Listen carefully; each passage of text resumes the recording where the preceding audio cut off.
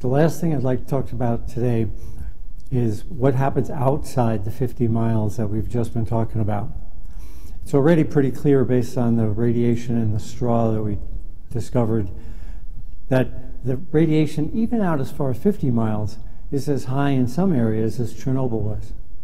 Well, what about further? Let's take a look at Tokyo, and I'm concerned there too.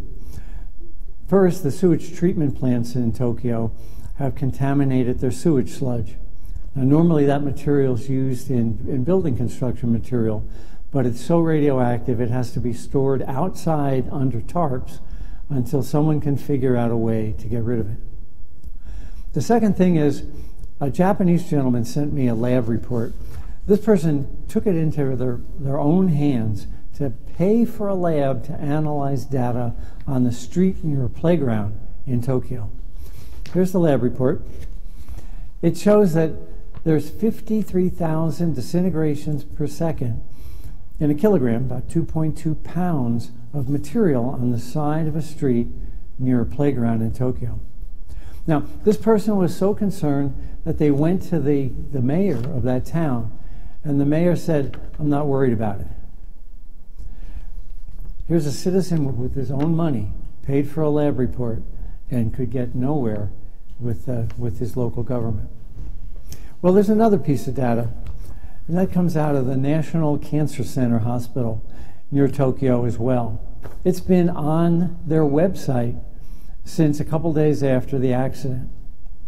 The report shows that on March 24th, that's 9 days after the accident, the radioactive background outside the hospital was 30 times higher than the radioactive background inside the hospital.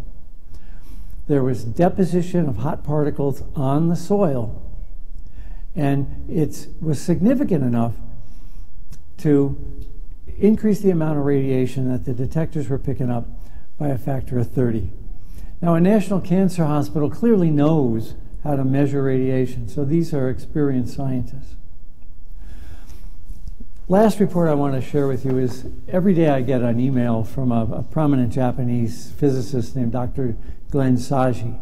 And he was their secretariat of the Nuclear Regulatory Commission in Japan. And he wrote 2 days ago this, and it has to do with the straw that's been discovered near Fukushima. "I believe it is due to storing straw in a field at the time the plume passed by during the first week of the accident.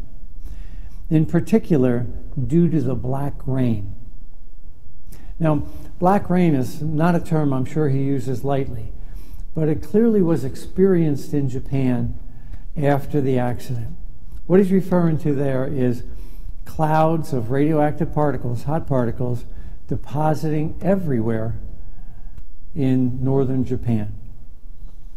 Well, the Japanese are resourceful people, and as evidenced by their World Cup win on Sunday. But they need to know the magnitude of the problem they're facing in order to handle it correctly.